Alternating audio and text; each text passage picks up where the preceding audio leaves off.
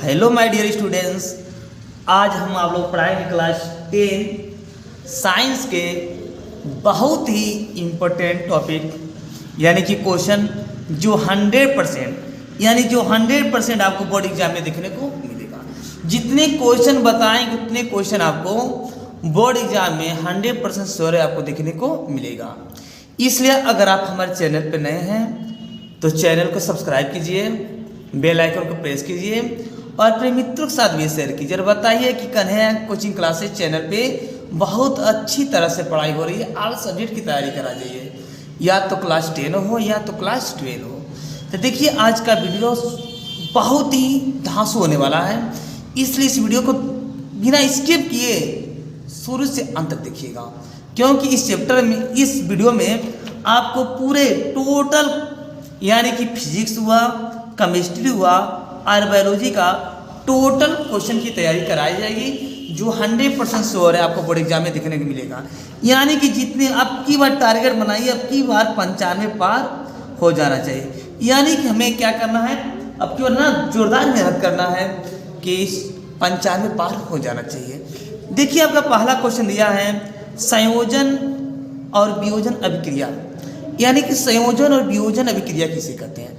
आपको पता ही होगा, जब दो अभिकारक मिलकर एक उत्पाद का निर्माण करते हैं उसे हम संयोजन या वियोजन अभिक्रिया कहते हैं। यानी कि जैसे मान लीजिए आपका x + y, तो अभिकारक में एक उत्पाद का निर्माण कर दिए हैं, यानी उसे हम क्या कहेंगे, संयोजन या वियोजन अभिक्रिया। ये ध्यान दीजिएगा, ये आपका मस्ट इम्पोर्टेंट है, जो बता रहे हैं ये आपका मस्ट इम्पोर्टेंट है। टोटल क्वेश्चन आपको बोर्ड एग्जाम में देखने को मिलेगा। देखिए आपका सेकंड है ऊष्माक्षेपी और ऊष्माशोषी अभिक्रिया किसे कहते हैं। यानी कि ऊष्माक्षेपी और ऊष्माशोषी अभिक्रिया क्या होता है, आपको पता ही होगा। ऐसी अभिक्रिया जिसमें ऊर्जा का अवशोषण होता है, ऐसा अभिकारक जो ऊर्जा का अवशोषण करता है उसे हम ऊष्माक्षेपी या ऊष्माशोषी अभिक्रिया कहते हैं। ये आपका मस्ट इम्पोर्टेंट है, जो आपको बोर्ड एग्जाम में आपको देखने को मिलेगा। देखिए जितने क्वेश्चन बता रहे हैं उतने क्वेश्चन आपको बोर्ड एग्जाम में 100% श्योर है देखने को मिलेगा। इसलिए हमारे चैनल पे अगर नए हैं तो चैनल सब्सक्राइब कीजिए और बेल आइकन को जरूर प्रेस कीजिएगा। आप वीडियो के बिना स्किप किए शुरू से अंत तक देखिएगा। देखिए नेक्स्ट क्वेश्चन क्या कर रहा है, रासायनिक समीकरण संतुलित करने की विधि, यानी रासायनिक समीकरण को संतुलित कैसे करेंगे, ये मतलब इसका विधि का वर्णन करना है। मैं करेंगे यदि कोई रासायनिक समीकरण दे दिया जाए, जैसे मान लीजिए आपको दे दिया N2 और नेक्स्ट दे दिया हमें H2, इसको मतलब कैसे हम संतुलित करेंगे। जैसे मान लीजिए N2 और H2 यानी नाइट्रोजन और हाइड्रोजन का जब रिएक्शन कराएंगे, जब नाइट्रोजन हाइड्रोजन का रिएक्शन कराएंगे तो क्या बनेगा, आपको दिखाई दे रहा है, बनता है NH3, यानी बनेगा अमोनिया का निर्माण होगा। यानी कि इसका बैलेंस ही करेंगे हम कि कौन कैसा हो। देखिए नाइट्रोजन 2 है, या नाइट्रोजन क्या है हमारा, एक ही है। अगर ये हम 2 से मल्टीप्लाई कर दें तो देखिए 2 नाइट्रोजन हो गया, यहाँ पे 2 नाइट्रोजन हो गया। लेकिन देखिए हाइड्रोजन यहाँ पे 2 है, यहाँ हाइड्रोजन कितना हो गया, 2 तिहाई 6 हो गया। यानी कि अगर हम यहाँ से 3 से मल्टीप्लाई कर दें तो देखिए 3 दूना 6 हाइड्रोजन होगा, 2 नाइट्रोजन हो गया, या 2 नाइट्रोजन और 2 तिहाई 6 हाइड्रोजन हो गया। यानी कि रासायनिक समीकरण को संतुलित करने की विधि का आ जाता है क्वेश्चन, आपका रासायनिक समीकरण देगा और उसको संतुलित करने का कह देगा संतुलित करने के लिए। अब देखिए अगला टॉपिक आ रहा है कि आम्ल क्षार और लवण की परिभाषा और उदाहरण, यानी कि आम्ल क्षार लवण क्या होता है, इसका परिभाषा दीजिए, ऐसे उदाहरण सहित हमें बताना है। देखिए जो क्वेश्चन है आम्ल क्षार और लवण, ये हर साल का कॉमन क्वेश्चन है, यह वेरी इंपॉर्टेंट। इसकी जितना मतलब समझिए ये आपका फिक्स क्वेश्चन है, ये आम्ल क्षार और लवण ये आपका भी एकदम फिक्स क्वेश्चन है, यानी हर साल का कॉमन क्वेश्चन है। यानी कि आम्ल क्षार और लवण की परिभाषा वो भी उदाहरण सहित। देखिए आम्ल क्षार लवण यानी अम्ल किसे कहते हैं, आपको पता है कि जिनका स्वाद खट्टा होता है और जिनका जली विलयन, यानी जिनको जल में घोलने पर हाइड्रोजन के धन आयन देते हैं उसे हम अम्ल कहते हैं। जैसे मान लीजिए आपका आगे HCl, अगर इसको हम जल में घोलेंगे तो H पे +C और Cl पे क्या होगा -, यानी कि इसको जल में घोलने पर क्या होता है, या इनको जल पे घोलेंगे तो हाइड्रोजन के धन आयन देते हैं, उसे हम अम्ल कहते हैं। जैसे आपका अब अम्ल की पहचान भी क्या होती है, इनके शुरू में हाइड्रोजन लगा होता है, जिनके शुरू में हाइड्रोजन लगा हो उसे हम क्या कहते हैं, अम्ल कहते हैं। जैसे आपका HCl हो गया, H2SO4 हो गया, ये सब क्या है, अम्ल है। इनको जल में घोलने पर हाइड्रोजन के धन आयन देते हैं। नेक्स्ट है आपका क्षार, यानी कि जिनका स्वाद क्या होता है, कड़वा होता है। जिनका स्वाद कड़वा होता है उससे क्या कहते हैं, हम क्षार कहते हैं। क्षार की पहचान क्या होती है, इनको जली बुलियन, इनका मतलब इनको जल में घोलने पर यानी हाइड्रोक्साइड के ऋण आयन देते हैं। जब इनको जल में घोलेंगे तो हाइड्रोक्साइड के ऋण आयन देते हैं, तो उससे क्या कहेंगे, हम क्षार कहेंगे। जैसे मान लीजिए आपका आगे NaOH, यानी क्या है, सोडियम हाइड्रोक्साइड। इनको जब जल में घोलेंगे तो ये क्या होगा, Na पे प्लस और OH पे क्या होगा, माइनस होगा। ये क्या, देखो हाइड्रोक्साइड का क्या हो गया, ऋण आयन दे दिया, यानी इनको जल पे घोलने पर हाइड्रोक्साइड के ऋण आयन देते हैं, उसे हम क्षार कहते हैं। अब कह रहे हैं कि लवण किसे कहते हैं, यानी कि अम्ल और क्षार के पारस्परिक यानी पारस्परिक संयोजन से जो प्राप्त होता है उसे हम क्या कहते हैं, लवण कहते हैं, यानी कि साल्ट कहते हैं। अब ध्यान दीजिएगा, इसमें क्वेश्चन और भी बनता है, उदासीनीकरण अभिक्रिया किसे कहते हैं। यानी कि कह रहा है कि अम्ल, यानी दे दिया अम्ल अपलज क्षार के पारस्परिक संयोजन से, यानी कि जो पारस्परिक संयोजन कराएंगे, क्रिया कराएंगे, तब में क्या बनता है, देखिए इसका संयोजन कराएंगे तो NaCl प्लस देखिए OH और एक H मिलेगा, तो मिलेगा H2O, यानी कि अम्ल और क्षार के पारस्परिक संयोजन से नमक और जल प्राप्त करने की क्रिया को हम उदासीनीकरण अभिक्रिया कहते हैं। ये भी देखिए मोस्ट इंपोर्टेंट है, ध्यान दीजिएगा। यानी कि ये क्वेश्चन आपका फिक्स क्वेश्चन है। देखिए आपका नेक्स्ट क्वेश्चन है बेकिंग सोडा बनाने की विधि। यानी देखिए बेकिंग सोडा हुआ, धामन सोडा हुआ, जिसे हम वॉशिंग सोडा कहते हैं, ये आपका मोस्ट इंपोर्टेंट क्वेश्चन है। यानी कि ये क्वेश्चन आपका फिक्स ही क्वेश्चन है, ये आपका क्वेश्चन 100% श्योर है कि बोर्ड एग्जाम में आपको जरूर देखने को मिलेगा। ध्यान दीजिएगा, ये दिया धामन सोडा, मैंने बोला ना कि बेकिंग सोडा हो या वॉशिंग सोडा है, ये 100% जरूर मिलेगा। जिस आपका दे दिया Na2CO3, इसे करें सोडियम कार्बोनेट, NaHCO3, ये क्या है, सोडियम बाइकार्बोनेट, यानी कि धामन सोडा और बेकिंग सोडा। ये आपका मोस्ट इंपोर्टेंट क्वेश्चन है, ये हर साल का रिपीटिशन क्वेश्चन है, इसलिए कह रहे हैं कि आप इस वीडियो को बिना स्किप किए शुरू से अंत तक जरूर देखिएगा। नेक्स्ट क्वेश्चन आपका है, कह रहा है कि प्लास्टर ऑफ पेरिस, देखिए प्लास्टर ऑफ पेरिस, यानी कि कह रहा है कि प्लास्टर ऑफ पेरिस, यानी प्लास्टर ऑफ पेरिस का निर्माण कैसे होता है, यानी इसके निर्माण विधि का वर्णन देखिए, ये भी आपका फिक्स क्वेश्चन है, यानी कि मोस्ट इंपोर्टेंट क्वेश्चन है प्लास्टर ऑफ पेरिस। आप देखिए प्लास्टर ऑफ पेरिस, देखिए फार्मूला क्या होता है, CaSO4 × ½ H2O, ये होता है प्लास्टर ऑफ पेरिस, जिसे हम क्या कहते हैं, कैल्शियम सल्फेट और हेमीहाइड्रेट, ये होता है प्लास्टर ऑफ पेरिस। इसमें पूछता है जिप्सम, यानी कि जिप्सम क्या होता है, जिप्सम। अब देखिए जिप्सम जो होता है, जिप्सम को लिखते हैं CaSO4 × 2H2O, ये होता है जिप्सम को देता है। और जो प्लास्टर ऑफ पेरिस है, ये हमारा CaSO4 × ½ H2O, यानी कैल्शियम सल्फेट और हेमीहाइड्रेट, ये प्लास्टर ऑफ पेरिस है। और इसको बनाने की विधि का वर्णन करना, यानी इसको कैसे बनेगा और इसके मतलब लाभ क्या होते हैं, ये ध्यान दीजिएगा। ये आपका फिक्स क्वेश्चन है प्लास्टर ऑफ पेरिस। देखिए अगला आगे कह रहा है उदासीनीकरण अभिक्रिया किसे कहते हैं। अभी जस्ट हम उदासीनीकरण अभिक्रिया के बारे में तो चर्चा किए हैं, यानी लवण और जल प्राप्त करने की अभिक्रिया को ही उदासीनीकरण अभिक्रिया कहते हैं। एक ध्यान दीजिएगा, ये भी आपका मोस्ट इंपोर्टेंट क्वेश्चन है। जितने क्वेश्चन बता रहे हैं टोटल आपका मोस्ट इंपोर्टेंट क्वेश्चन है। आगे देखिए कह रहा है धातु और अधातु, यानी धातु और अधातु किसे कहते हैं। आपको पता होगा कि धातु यानी कि धातु में धात्विक चमक पाई जाती है, जितने धातु होती है धात्विक चमक पाई जाती हैं। और जो क्या करते हैं, इलेक्ट्रॉन का परित्याग करते हैं, यानी इलेक्ट्रॉन को क्या करते हैं, त्यागते हैं और धनायन बनाने की प्रवृत्ति को रखते हैं, उसे धातु कहते हैं। जैसे मान लीजिए आपका Na एक क्या करेगा यहाँ पे, Na पे क्या होगा प्लस, E पे क्या होगा माइनस, यानी कि क्या किया, इलेक्ट्रॉन का परित्याग किया। और जो इलेक्ट्रॉन को परित्याग करता है और धनायन बनाने की प्रवृत्ति रखते हैं उसे हम क्या कहते हैं, धातु कहते हैं। और जो इलेक्ट्रॉन को ग्रहण करके, यानी कि Na पे प्लस E पे माइनस, यानी इलेक्ट्रॉन को क्या करते हैं, ग्रहण करके ऋण आयन बनाने की प्रवृत्ति रखते हैं, उसे हम क्या कहते हैं, अधातु कहते हैं। नेक्स्ट आप ये भी देखियो, आपका बोर्ड एग्जाम में 100% श्योर है, ये गारंटी है कि क्वेश्चन आपको बोर्ड एग्जाम में 100% आपको देखने को मिलेगा। यानी कि आपको टारगेट बनाइए कि अब कितना मेहनत करना है कि आपकी 95 प्लस आना चाहिए, इतना जोरदार मेहनत करना है कि 95 प्लस आना ही चाहिए। खूब ज़बरदस्त मेहनत कीजिए, इसलिए हम आपके कितना धासो क्वेश्चन लेकर आए हैं जो आपको बोर्ड एग्जाम में 100% आपको देखने को मिलेगा।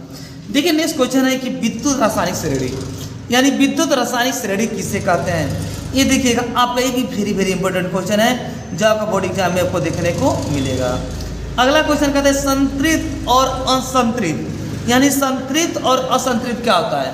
जैसे आप पढ़े होंगे हाइड्रोकार्बन, यानी एल्केन एल्कीन एल्काइन, यानी कि एल्केन एल्कीन एल्काइन, यानी जिससे क्या होगा, एल्केन में आपका फार्मूला आप पढ़े होंगे, एल्केन का जो फार्मूला होता है आप CnH2n+2 CnH2n और फिर मिलेगा CnH2n-2, यानी कि फार्मूला होता है, यानी एल्कीन और एल्काइन, यानी इसे क्या कहते हैं, संतृप्त हाइड्रोकार्बन और असंतृप्त हाइड्रोकार्बन। ये देखिएगा, इससे क्वेश्चन 100% मिलता है।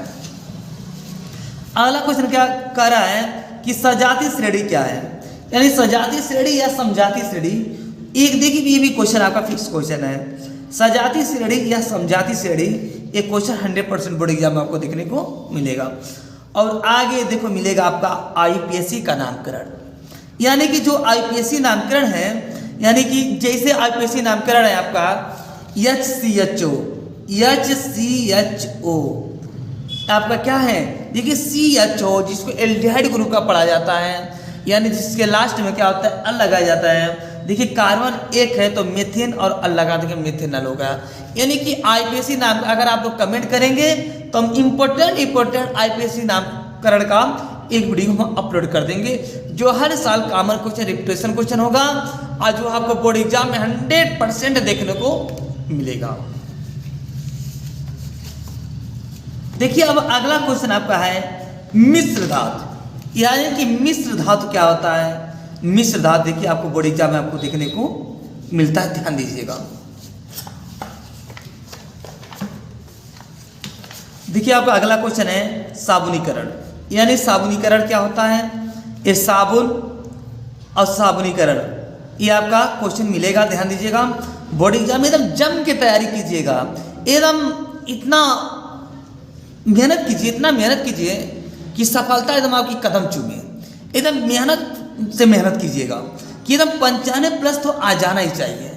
सब कहते हैं कि ना मुश्किलें ना संघर्षित क्या मजा है जीने में, ना मुश्किलें ना संघर्षित क्या मजा है जीने में, आंधी तूफान भी थम जाएगी जब लक्ष्य हो सीने में। यानी कि खूब मेहनत कीजिए और एकदम अच्छे से अच्छे अंक प्राप्त कीजिए।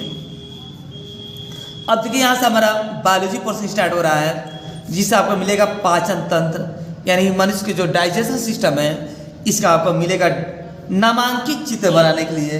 ये भी आपका क्वेश्चन मोस्ट इंपोर्टेंट क्वेश्चन है जो आपको बोर्ड एग्जाम में देखने को मिलेगा। अगला क्वेश्चन है श्वसन। देखिए श्वसन तंत्र, उत्सर्जन तंत्र और पाचन तंत्र। ये क्वेश्चन आपको सचित्र यानी कि सचित्र और अंक नहीं मिलेगा, यानी चित्र हमें जरूर मिलेगा बनाने के लिए। आपको पता ही है कि जब बायोलॉजी है तो बिना फिगर के कैसे हो सकता है, यानी कि बायोलॉजी से हमें फिगर अति आवश्यक बनाना, अब फिगर वाला क्वेश्चन मिलेगा ही आपको। देखिए ये तीनों में से जरूर ना जरूर आपको एक सचित्र वर्णन करने के लिए मिल जाएगा। देखिए आगे दिया क्वेश्चन लैंगिक जनन क्या होता है, यानी एक लैंगिक जनन एक अलैंगिक जनन, ठीक ना, सेक्सुअल और अनसेक्सुअल। सेक्सुअल रिप्रोडक्शन यानी अनसेक्सुअल रिप्रोडक्शन, ये आपका मोस्ट इंपोर्टेंट टॉपिक है। आपका एक क्वेश्चन बोर्ड एग्जाम में जरूर देखने को मिलेगा। देखिए अपने मित्रों के साथ भी शेयर कीजिए, अगर आप चैनल बनाए हो तो सब्सक्राइब कीजिए, अपने मित्रों के साथ भी शेयर कीजिए और उन्हें बताइए कि कन्हैया कोचिंग क्लासेस पे आल सब्जेक्ट की एकदम धांसू तैयारी कराई जा रही है। आज इतने क्वेश्चन बताएंगे, गारंटी एक क्वेश्चन आपको बोर्ड एग्जाम में देखने को जरूर मिलेगा। देखिए आपका नेक्स्ट क्वेश्चन है कि जो है पुष्प की संरचना और एक है परागण, यानी एक क्या होता है, परागण क्या होता है और पुष्प की संरचना, यानी कि ये भी आपका क्वेश्चन मोस्ट। देखिए जितने क्वेश्चन बता रहे हैं total question most important question है, इसलिए वीडियो में शुरू से अंत तक बने रहिएगा। आपका वेरी वेरी इंपोर्टेंट क्वेश्चन है। अगला क्वेश्चन है नर तथा मादा जनन तंत्र, यानी नर और मादा का जनन तंत्र क्या होता है, रिप्रोडक्शन सिस्टम क्या होता है, उसके बारे में आपको कभी दे देता सचित्र वर्णन करने के लिए, ये ध्यान दीजिएगा। आपका बहुत ही धांसू क्वेश्चन है, तैयार कर लीजिएगा। नेक्स्ट आपका है डीएनए और आरएनए में अंतर, यानी डीएनए क्या होता है और आरएनए क्या होता है, ये दोनों में अंतर क्या होता है। देखिए डीएनए जो होता है डीऑक्सीराइबोन्यूक्लिक अम्ल होता है और आरएनए जो होता है राइबोन्यूक्लिक अम्ल होता है। डीएनए क्या होता है डीऑक्सीराइबोन्यूक्लिक अम्ल और आरएनए होता है राइबोन्यूक्लिक अम्ल, यानी कि मोस्ट इंपोर्टेंट है आपका ये दोनों में अंतर। अगला आपका है मेंडल की आनुवंशिकता का नियम। देखिए कह रहा है कि मेंडल की आनुवंशिकता का नियम क्या होता है। देखिए जो क्वेश्चन आपका है बिल्कुल फिक्स क्वेश्चन है, यानी हर साल का रिपीटेशन क्वेश्चन है, एकदम गारंटी जो क्वेश्चन आपको बोर्ड एग्जाम 2024 में आपको जरूर देखने को मिलेगा। अगला क्वेश्चन कह रहा है एक संकर तथा द्विसंकर संकरण में अंतर लिखिए, यानी कि एक संकर और द्विसंकर संकरण में अंतर क्या होता है, यानी कि आपको कारण सहित स्पष्ट करना है। आपका मोस्ट इंपोर्टेंट क्वेश्चन है। अगला आपका है लिंग निर्धारण प्रक्रिया, यानी लिंग निर्धारण की जो प्रक्रिया होती है, मतलब कैसे पता चलता है कि लिंग निर्धारण की प्रक्रिया, यानी कि जेंट्स और लेडीज यानी कि मेल और फीमेल में लिंग निर्धारण की प्रक्रिया क्या होती है, इसका विवरण देखिए। आपका मोस्ट इंपोर्टेंट क्वेश्चन है आपका वीडियो यानी कि आपको बोर्ड एग्जाम में जरूर 100% देखने को मिलेगा।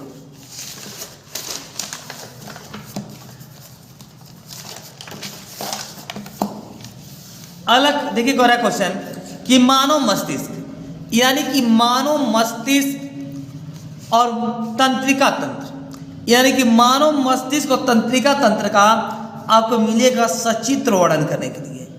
मानव मस्तिष्क और तंत्रिका तंत्र का 100% श्योर है कि क्वेश्चन आपको देखने को मिलेगा। मानव मस्तिष्क और तंत्रिका तंत्र का सचित्र वर्णन करने के लिए आप कितना धांसू तैयारी कीजिए, आपकी बोर्ड एग्जाम में आपको 95+ नंबर आपका हो जाना चाहिए, यानी कि 95+ आना ही चाहिए नंबर। एकदम जोरदार तैयारी कीजिए। देखिए हमारा बायोलॉजी पोर्शन स्टार्ट हुआ और देखिए फिजिक्स का क्वेश्चन पढ़ा जाए। देखिए फिजिक्स का जो आप क्वेश्चन दिया है मोस्ट इंपोर्टेंट क्वेश्चन है आपका, कह रहा है कि प्रकाश का परावर्तन, यानी प्रकाश का परावर्तन क्या होता है। देखिए प्रकाश का अपवर्तन जो है परावर्तन है, ये आपका मोस्ट इंपोर्टेंट, वो भी कह रहा है कि सचित्र वर्णन करने के लिए जो प्रकाश का परावर्तन है का फिजिक्स वाला पार्ट है, यानी कि प्रकाश का परावर्तन, प्रकाश का प्रवर्तन, प्रकाश का अपवर्तन, ये आपको 100% श्योर है बोर्ड एग्जाम में। वो एकदम कॉमन क्वेश्चन है यार, कितनी बार बताएं, एकदम कॉमन क्वेश्चन है, एकदम धाकर तैयारी कीजिए। एकदम कॉमन क्वेश्चन है, फिक्स क्वेश्चन है, ये 100% आपको देखने मिलेगा। प्रकाश का प्रवर्तन आपको पता है, जब कोई प्रकाश की किरणें किसी चिकनी सतह पर पड़ती है तो चिकनी तल से टकराकर फिर उसी माध्यम में वापस चली जाती है। इस घटना को प्रकाश का हम परावर्तन कहते हैं। अब प्रकाश का परावर्तन दो प्रकार का होता है, एक नियमित प्रकाश का परावर्तन, एक अनियमित, यानी रेगुलर एक इरेगुलर। ये ध्यान दीजिएगा, यानी कि इसमें जो आपतन कोण और परावर्तन कोण होते हैं वो अक्सर बराबर होते हैं। इधर जो आपतन को परावर्तन कोण होता है वो अक्सर बराबर होता है। अगला क्वेश्चन है उत्तल अवतल दर्पण से प्रतिबिंब, यानी कि उत्तल और अवतल दर्पण से प्रतिबिंब कैसे बनेगा उसका हमें वर्णन करना है। यानी कि जब वस्तु फोकस के बीच में हो, यानी कि वक्रता केंद्र और फोकस के बीच में हो, ध्रुव और वक्रता केंद्र के बीच में हो, यानी कि इस तरह क्वेश्चन आपको 100% सो रहे हैं देखने को। एक क्वेश्चन आपका फिक्स है जो कि वेरी वेरी इंपॉर्टेंट क्वेश्चन है, जो बोर्ड एग्जाम में आपको देखने को मिलेगा। नेक्स्ट क्वेश्चन है प्रकाश का अपवर्तन। देखिए जस्ट इसके पहले हम लोग चर्चा किए थे कि प्रकाश का अपवर्तन क्या होता है। जो प्रकाश का अपवर्तन है, यानी जब प्रकाश एक माध्यम से, जैसे मान लिया ये हमारा विरल माध्यम है यानी वायु है, और नीचे हमारा सघन माध्यम है। जब प्रकाश एक माध्यम से, अब इसमें क्या हमारा ये अविलंब है, जब प्रकाश एक माध्यम दूसरे माध्यम प्रवेश करती है तो क्या होती है कि इसको इस तरह जाना है, देखिए अविलंब की तरफ झुक जाती है। इस घटना को हम प्रकाश का क्या करते हैं, अपवर्तन करते हैं। यानी वो भी देखिए अपवर्तन, यानी प्रकाश का प्रवर्तन और अपवर्तन दोनों नियम सहित हमें सचित्र क्या करना, वर्णन करने को मिलेगा। ध्यान दीजिएगा। आपका नेक्स्ट क्वेश्चन है लेंस से प्रतिबिंब का निर्माण। यानी लेंस से प्रतिबिंब का निर्माण कैसे होगा, इसका हमें सचित्र वर्णन करने पड़ेगा।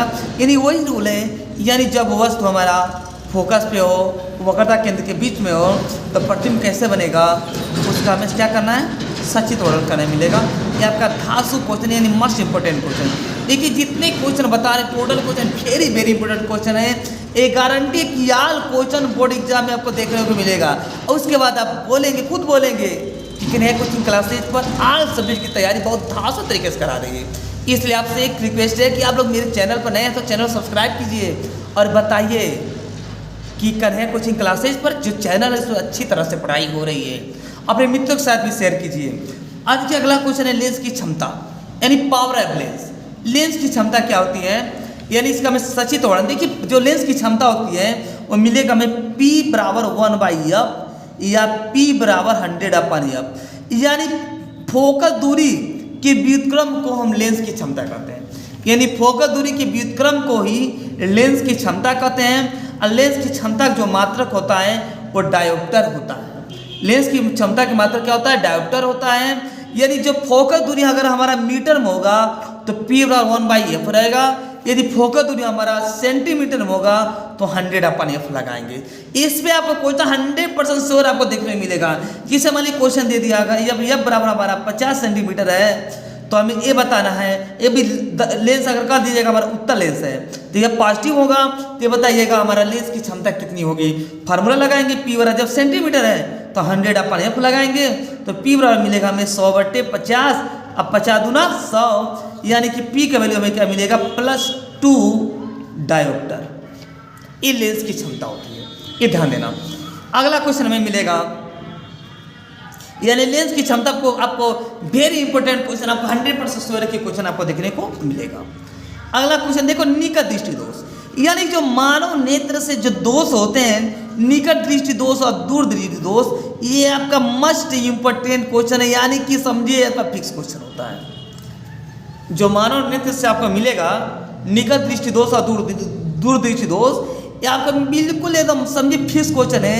ये आपको 100% श्योर है कि क्वेश्चन आपको देखने को मिलेगा।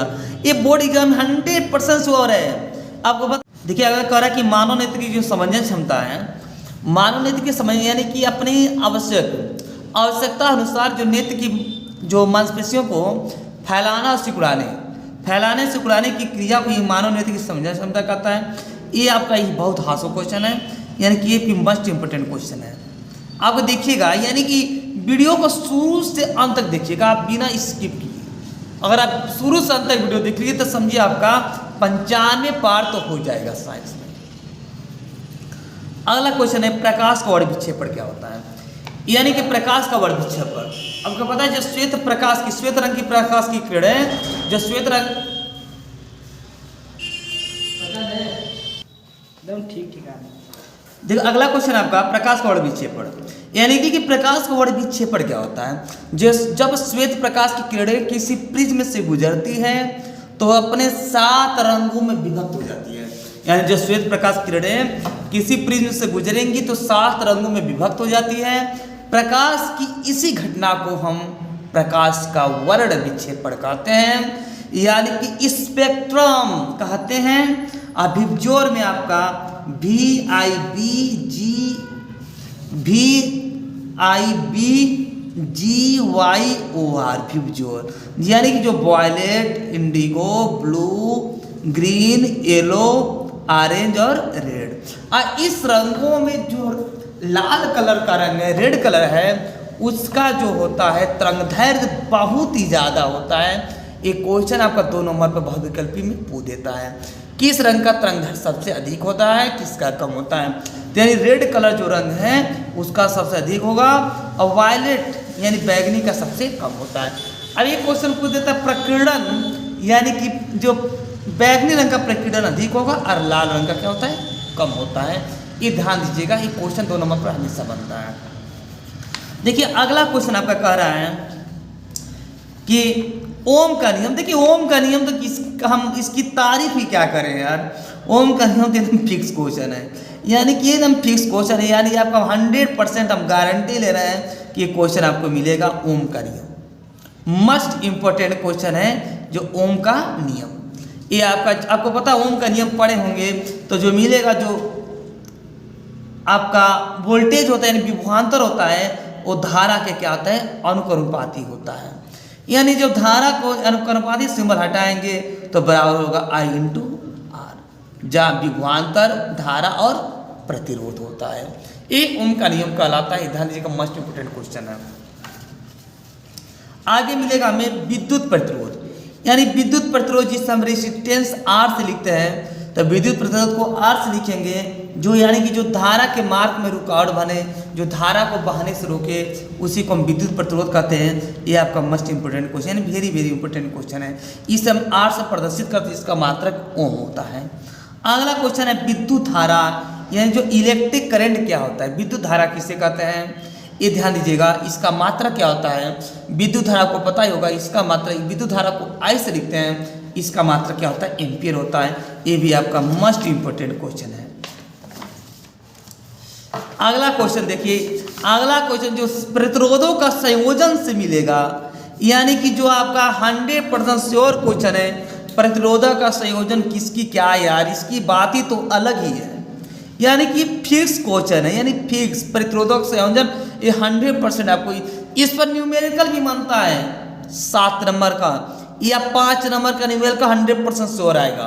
प्रतिरोधों का संयोजन जो श्रेणी क्रम है, उसे R बराबर R1 + R2 + R3, यानी कि प्रतिरोधों जो संयोजन होगा, यानी जब प्रतिरोध एक सीधी रेखा में होते हैं, उसे क्या कहते हैं, श्रेणी क्रम, यानी जैसे R1, R2 और R3, यानी R बराबर मिलेगा हमें R1 + R2 + R3, ये होता है प्रतिरोधों संयोजन। आगे मिलेगा हमें समांतर क्रम संयोजन। समांतर क्रम संयोजन इस बार पर डेरिवेशन भी पूछ देता है, सिद्ध करने के लिए एकदम फिक्स क्वेश्चन है, या इस पर कुछ सवाल तो देगा ही देगा। जो प्रतिरोधों से समांतर क्रम हो, यानी कि इस तरह मिलेगा आपका बनाने के लिए, ये आपका जैसे R1 है, R2 है, ये मान लीजिए R1, R2 और R3, यानी 1/R बराबर मिलेगा हमें 1/R1, 1/R2 और 1/R3। ये प्रतिरोधों का संयोजन, ये श्रेणी क्रम, ये समांतर क्रम, ये ध्यान दीजिएगा। श्रेणी क्रम में धारा का मान बराबर होता है, इसमें क्या होता है, विभवांतर का मान बराबर होता है। अगला क्वेश्चन में मिलेगा चुंबकीय बल रेखाएं। चुंबकीय बल रेखाएं भी आपका फिक्स क्वेश्चन है, ये 100% श्योर है, आपके क्वेश्चन देखने को मिलेगा। अगला क्वेश्चन है बायो सेवर्ट का नियम। देखिए जो बायो सेवर्ट का नियम, जो क्वेश्चन है बायो सेवर्ट का नियम, ये आपका क्लास 12 में भी दिया है, और क्लास 10 की तो बात ही अलग है। यानी कि क्वेश्चन मस्ट इंपोर्टेंट है बायो सेवर्ट का नियम, ये देख लीजिएगा। अगला क्वेश्चन है फ्लेमिंग के दाएं तथा बाएं हाथ का नियम। फ्लेमिंग के जो बाएं और दाएं हाथ का नियम है, यानी राइट हैंड रूल और लेफ्ट हैंड रूल, इस क्वेश्चन को आपको 100% बोर्ड एग्जाम में देखने को मिलेगा। देखिए क्वेश्चन 100% गारंटी है, ऐसा मेहनत कीजिए कि क्वेश्चन आपका मार्क 95+ आ जाना चाहिए। अगला क्वेश्चन है मैक्सवेल का दक्षिणावर्त पेंच का नियम, यानी मैक्सवेल का दक्षिणावर्त पेंच का नियम, ये आपका question very very important question है। अगला क्वेश्चन है विद्युत धारा के चुंबकीय प्रभाव, यानी विद्युत धारा के चुंबकीय प्रभाव क्या होता है, ये भी आपका IMP क्वेश्चन है, यानी इंपोर्टेंट क्वेश्चन है। आपका अगला क्वेश्चन है फैराडे का नियम, यानी फैराडे का नियम, इधर फैराडे का नियम क्लास 12 में भी दिया है। जो फैराडे के विद्युत अपघटनीय नियम जो होता है, इस तरह इसमें भी आपका हाई स्कूल में भी दे दिया है। ये आपका वेरी वेरी इंपॉर्टेंट क्वेश्चन है फैराडे का नियम।